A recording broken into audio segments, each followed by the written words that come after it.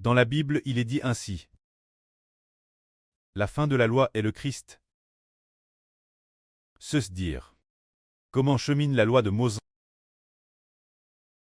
pour finalement arriver son terme, la loi de Moïse n'a jamais pu libérer l'homme du pchash. Par la suite, après bien des allées et venues, les livres des prophètes n'ont cesse de prophétiser sans cesse. Pour Hervler, Ken Ralit, la fin de la loi est le Christ. Que Dieu allait abolir l'ancienne alliance, pour en établir une nouvelle, et que ceux qui sont dans la nouvelle alliance seraient enfin libres du Pesach. Tout comme le livre du prophète Jérémie l'a dit. Tout comme le prophète Jérémie. Dieu a dit ainsi Jérémie. Après ces jours-là, je conclurai avec le royaume de Juda et le peuple d'Israël une alliance nouvelle. Cette alliance ne sera pas comme celle que j'ai conclue avec leurs ancêtres. Bien que je les ai fait sortir d'Égypte et que j'ai conclu une alliance avec eux, ils ont tous de madame transgresse mon alliance et m'ont abandonné, bien que je sois leur époux. Ils ne m'ont pas reconnu, mais après ces jours-là, l'alliance que je conclurai avec le peuple d'Israël et les Juifs sera celle-ci. Je mettrai ma loi au-dedans d'eux. Ils n'enseigneront plus leur prochain, en disant « Connaissez Jéhovah » car tous me connaîtront. Se dire que la loi est arrive. Et arrive son terme, l'ancienne alliance établie par la loi de Dieu. Et arrive sa fin, et on a constat que tous abandonnaient Dieu. L'ancienne alliance a établi, mais tous ont abandonné Dieu. Alors Dieu a prophétisé qu'il établirait une nouvelle alliance, et après l'établissement de la nouvelle alliance, plus personne n'abandonnerait Dieu. Plus tard, il a aussi été prophétisé qu'un prophète, que quelqu'un appelle celui qui prépare le chemin serait le prophète Saé, et d'autres prophètes ont annoncé, en prophétisant, préparez le chemin de l'Éternel, aplanissez les sentiers de notre Dieu. Se dire qu'il y en a un qui allait préparer le chemin pour les Juifs, afin qu'une fois le chemin prépare, les gens marchent sur la voie de l'Éternel. Mais il a préparé le chemin, et préparer le chemin signifie appeler les gens se repentir et se tourner vers le Christ qui est appelé le chemin. Alors, tout comme l'instant, le frère Ashbert l'a dit, la fin de la loi est le Christ. L'homme ne peut trouver Dieu par la loi. Selon l'alliance de la loi, tous sont prisonniers du pchash. Comment expier les PHS? Le Pesach ne peut traiter. Ce moment-tel, la fin de la loi, cesse le Christ. Ainsi, beaucoup de ceux qui aspiraient la redemption se souciaient constamment des choses concernant le Messie. Quand le Messie, le Christ appelle le Messie, serait venu, il enseignerait aux Israélites comment établir la nouvelle alliance. Comment la nouvelle alliance est en fait établie. Peut-être que les Juifs de l'époque, ceux de l'époque, ce peuple qui aimait Dieu, ne comprenaient peut-être pas comment la nouvelle alliance est établie. Ils se demandaient peut-être, au temps de Moïse, l'alliance était celle avec des buffles et des moutons. Est-ce que le Christ Messie, avec plus de buffles également, et plus de brebis pour l'appalir? Plus tard, nous découvrons que pour établir la nouvelle alliance, c'est le Christ appelle le Messie, qui a donné sa propre vie pour établir la nouvelle alliance, afin que le peuple puisse revenir et se tourner vers Dieu.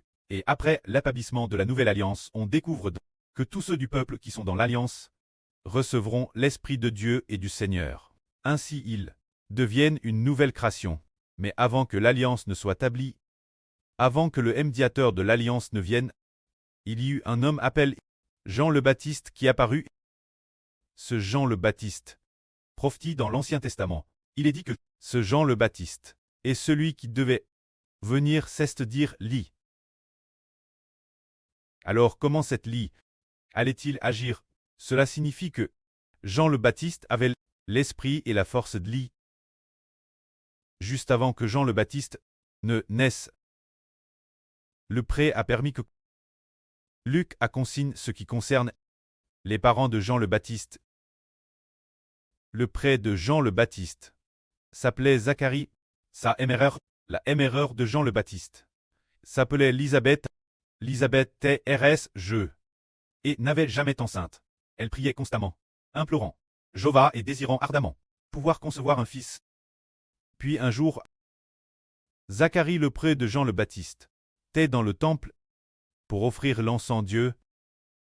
C'est ce moment-là que l'ange Gabriel apparut devant le pré de Jean le Baptiste, devant Zacharie, et dit Zacharie, Zacharie, ne crains point, car ta prière, ta fervente supplication, a été exaucée par Dieu.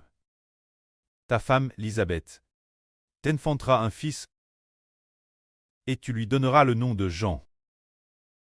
Car il va préparer pour son peuple, il va pour son propre peuple, préparer le chemin, afin que les gens se réjouissent, et soient dans l'allégresse de sa naissance. Après que cet enfant sera haine et aura grandi, il ramènera les gens vers le Messie. Cet enfant aura la puissance du prophète Élie. C'est ainsi que, ce moment-là le peuple de Jean le Baptiste Zacharie ne crut pas. Et il devint donc muet. Plus tard, comme prévu, la femme de Zacharie, Élisabeth, devint enceinte. Après la grossesse, Zacharie quittait muet, comme n'a pouvoir parler, et ne fut plus muet. Zacharie fut rempli du Saint-Esprit, et prophétisa sur son fils. Ce fils appelle Jean, qu'il préparerait le chemin pour le Seigneur Jésus-Christ, afin que le peuple de Dieu puisse revenir et se tourner vers Jésus le Rédempteur, afin que Dieu fasse miséricorde Israël. Ce moment-là, 30 ans passent encore, et Jean le Baptiste grandit. Il avait environ 30 ans. Lorsqu'il reçut la révélation de Dieu, il est venu baptiser les gens l'est du Jourdain. Alors concernant Jean le Baptiste, il prêchait l'évangile dans le désert. Lorsqu'il prêchait l'évangile dans le désert, il disait ceci: Repentez-vous, car le royaume des cieux est proche. Alors, se repentir, qu'est-ce que cela signifie? Avant, nous pensions que se repentir signifiait que cette personne ne fumait plus, ne volait plus, ne faisait plus toutes sortes de mauvaises choses. C'était cela le repentir. But aujourd'hui, le frère Eschber dit: Repentez-vous. Se repentir signifie que vous devez vous retourner et revenir vers Jéhovah. Revenir vers Jéhovah et son Fils. C'est cela qu'on appelle le repentir. Avant, nous pensions: Oh, tu dois te repentir, ne plus faire de mauvaises choses. Cela semblait correct. Mais maintenant, nous découvrons que le repentir signifie de faire se retourner cette personne pour revenir vers notre Dieu Jéhovah et son Fils Jésus-Christ. C'est cela qu'on appelle le repentir. Il est dit ici: Repentez-vous, car le royaume des cieux est proche. Car le royaume des cieux est le royaume de Dieu. Il faut se repentir et revenir Dieu. Le jour où Dieu régnera et gouvernera est proche. Dieu va recevoir le royaume. Le jour où il régnera et gouvernera est proche. Si on ne se repent pas, pour revenir Dieu, quand Dieu régnera et gouvernera la terre, ceux qui ne se repentent pas seront, par Dieu qui a reçu le pouvoir royal, il détruira ceux qui refusent de se repentir. Pourquoi? Actuellement, Satan est au pouvoir, donc les gens continuent de faire le mal. Et Dieu semble ne pas s'en soucier beaucoup. Parce que Satan détient le pouvoir royal. Mais quand Dieu détiendra le pouvoir royal, qu'il donnera le pouvoir royal? Son Fils le Christ, et aussi son Fils, Eschber. Tous ceux qui ne se repentent pas. Dieu laissera ses deux fils les détruire. C'est pourquoi il est dit ici: Repentez-vous, ce qui signifie que l'homme doit au plus vite revenir vers Dieu. Alors concernant Jean le Baptiste, exhortant les gens se repentir et revenir Dieu, cette exhortation se repentir et revenir Dieu, chez le prophète Saé, il a été prophétise ainsi. Une voix crie: Préparez dans le désert le chemin de Jéhovah, aplanissez dans la solitude une route pour notre Dieu. Il est dit ici: Préparez dans le désert le chemin de Jéhovah, aplanissez dans la solitude une route pour notre Dieu. Quels sont ce chemin et cette route ici? Le chemin et la route, c'est Jésus-Christ. Jésus est le chemin, la vraie et la vie. Cela signifie donc que Jean le Baptiste pousse les gens se repentir et revenir vers Jésus.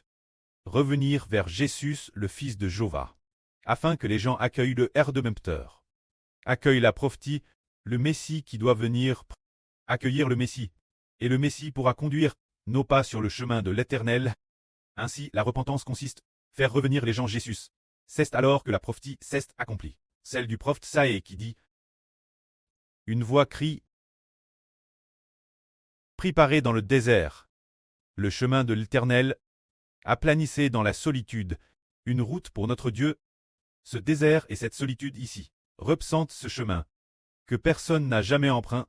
Ce chemin, Mose autrefois ne l'a pas parcouru.